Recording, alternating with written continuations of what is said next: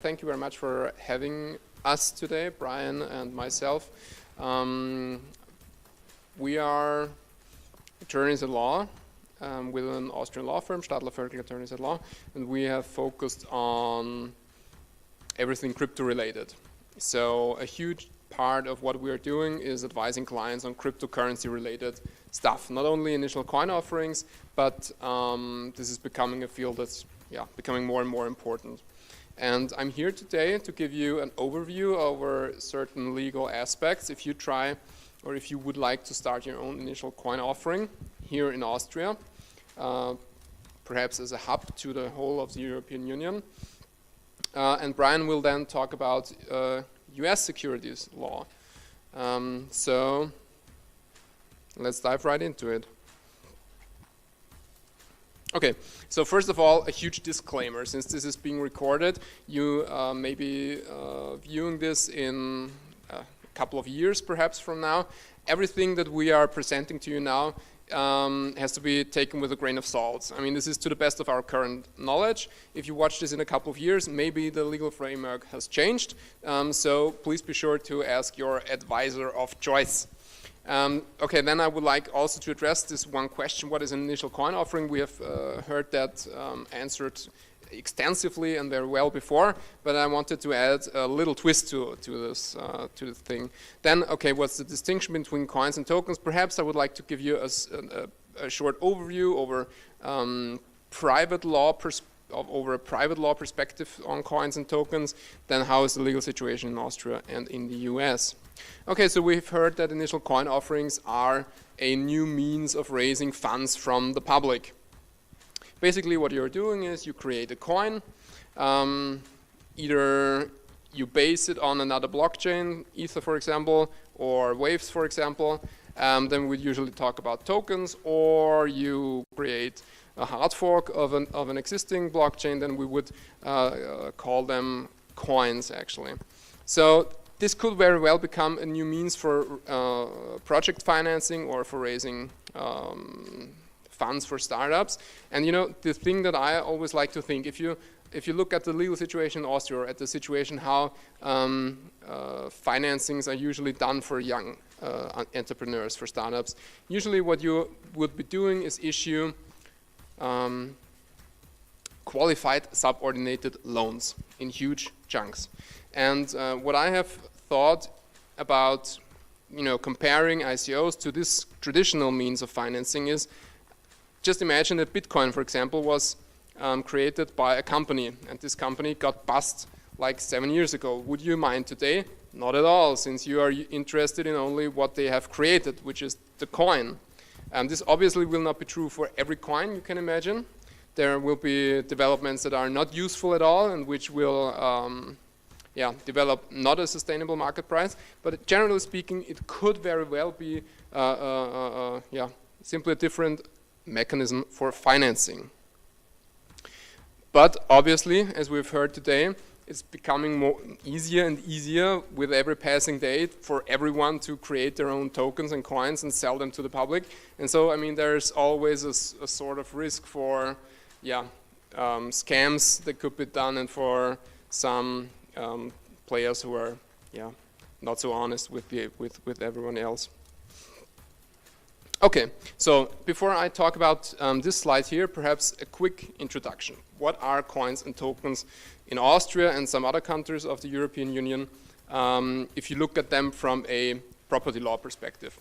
We have done extensive research on that in the past year, made public a couple of papers, and the conclusion that we've reached is coins such as Bitcoin, or tokens such as each token you can imagine, are actually things in terms of property law. What does this mean? First of all, it means you can agree on transferring ownership.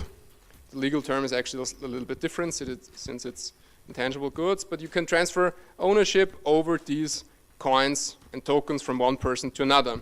You can enter into agreements. You can have sales agreements. You can have lease agreements. You can have you can gift coins and tokens. So you can enter into all sorts of agreements. And the reason for that is because coins and tokens qualify as things in terms of property law. Why do they qualify as things? Under Austrian law, we have, actually it's only two requirements. First of all, what you're talking about needs to be different from a human, which is quite obvious when you're talking about Bitcoin and other cryptocurrencies. And second of all, it has to, these coins have to fulfill a purpose for a person. And this element is filled in by a requirement of controllability. So you have to be able to control something to refer to it as a thing, or to legally qualify it as a thing. And if we look at cryptocurrencies, this becomes very apparent. For example, if you look at software and other intangible goods, such as music files, software, domain names, they have all been qualified as things in terms of property law. And if you compare that to coins and tokens, where you need to know a private key in order to transfer them, it becomes very apparent that you have a very strong element of controllability with respect to coins and tokens. So the first conclusion that I wanted to present to you here is coins and tokens qualify as things. And usually at this point I take a piece of paper and tell to you, this is a piece of paper, it qualifies as a thing. But that's not the only perspective you could look at it. You could also look at it from a capital markets perspective, or from a consumer rights protection perspective. So if you were to print on this paper terms and conditions for a security, it could possibly become a security. If I were to print on this paper, this is a voucher to be redeemed with Stadler Voelkel Attorneys at Law for 1 hour of free legal advice, or for 1 hour of legal advice, then this would become a voucher. So the mere fact that you could qualify something as a thing does not necessarily tell you how else you could qualify it. And that's why it's really important, if you plan your own ICO, to structure it in a way that makes sense, basically. So you can structure, so what you see here on this slide is basically the classification. If your coin offers rights to their coin holders, for example, you pay them dividends or you promise them interest, then they could qualify as securities. If you tell them this coin or token could be used as a sort of voucher to be redeemed for your products and services, then this becomes a voucher. And depending on what you are promising to your purchasers or investors, different legal regimes apply in Austria. And it's really important to notice the law is technology blind, so to speak. It really doesn't matter which technology you're using. If you're putting terms and conditions of securities on paper, they become securities. If you're using blockchain for it, there's no qualitative difference. You can create securities also by issuing tokens. It really only matters what you are promising your investors. And in Austria, and actually that's true for the whole of the European Union, as far as I know, we don't have a legal definition of what a security actually is. It's only defined as by comparing the thing that you're offering to classical sorts of securities, such as bonds or shares. So every time that you are promising to your investors rights that you would commonly associate with securities, such as bonds or shares, so rights to dividend, rights to interest payments, a right to a say in how the company develops, this could be qualified as securities. So why would you care if something qualifies as a security? What's the result out of this? So if you are issuing a token which would qualify as a security under European law, you have to comply with capital markets regulation. Mostly meaning you have to prepare a capital market prospectus. This is basically a huge pile of information that you give to your investors, where you tell them what does your company do, how does the security or the token that you offer work, how is it transferred, what risks are associated with the investment. And this is, I'd really like to stress this, and I will perhaps say it a couple of times over and over. If you are not complying with securities regulation, in most of the European countries, this is a criminal offense. So you can go before I mean, you could go, yeah, in the worst case, you could go to jail. But you will definitely face criminal charges, at the very least. So please keep that in mind when you are structuring your initial coin offering. And I sometimes like to compare this with the situation that we had in the 1990s, where like everybody knew, yeah, there's something like a like copyright law, but people were still sharing their music files on the internet, and nobody really took it seriously. And I'm kind of reminded of that. There is something like a securities law, and if you want to finance your company with an ICO, please make sure that you comply with it. The same is true for investments. Since we only have very limited time, I'm going to skip this whole part. Also make sure you're not offering an investment. And what I'd like to point out is,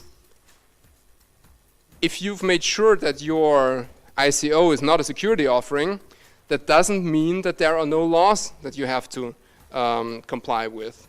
If you're selling a voucher token, or if you're selling another kind of utility token, there's still the European Consumer Rights Directive, which requires you to inform your purchasers. In this case, they're not investors actually. It's like if you were selling software on the internet, to inform the purchasers about certain things, so to speak.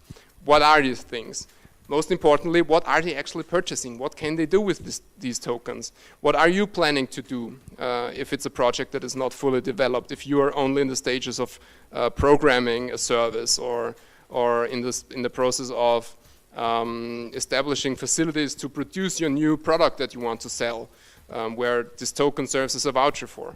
So you have to inform your the purchasers about certain information, and also make sure that the sales process is done properly. If you're not, I mean, we have done this numerous times now. In the end, it's rather easy. You let people check off a couple of check boxes in the sales process, but if they're not formulated correctly, perhaps your consumer, your purchasers, if they are consumers, have a right in the European Union to withdraw from the contract. And in the worst case, this right to withdraw from the contract is 1 year and 14 days. So keep that in mind. If you do that, if you do the ICO not properly, you face possibly people who want their money back for more than a year. Okay, so to wrap this all up, if you're selling a token, make sure it's either a security token, then comply with the capital markets regulation. If it's not a security token, then comply with the European Consumer Rights Directive. And also, last but not least, sometimes there could be other laws involved too. For example, payment services, the Payment Services Act, or the Payment Services Directive, or the Alternative Investment Fund Act, or Alternative Investment Fund Directive. It really depends on how you're structuring your business. So for example, if you were to obtain funds, I mean, it's a really awesome idea. You could think of creating a smart contract. People are sending tokens to you, or coins. You issue to them tokens, use the cryptos that you have received, you sell them on the market, receive money, then for example purchase a dwelling in the inner city of Vienna, rent it out, use the money that you receive, convert it back into into coins, put these coins into the smart token, into the smart contract, and the smart contract then distributes your profits to token holders. Easy, simple, elegant idea. Please make sure that you're not fall into, for example, the Alternative Investment Funds Act. That's, yeah, keep that in mind. If this was all a little bit too complicated, I would like to make you aware of a service that we have programmed, which is available on the website www.icoucan.com. It simply asks you a couple of questions and gives you a first estimate of your, in which category your ICO will fall. Okay, and at this point, I have the honor to give the stage to you, Brian. Thanks, Oliver.